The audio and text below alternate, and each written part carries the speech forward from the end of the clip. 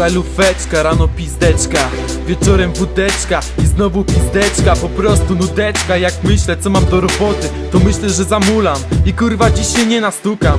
Chciałbym iść do pracy, ale pierdolę Tesco ich płacę. Pierdolę galerię, odzieżówki, jebane sieciówki. Oni zabiją mnie tam, a zanim to zrobią, to rozpierdolę ich u kresu psychicznych sił.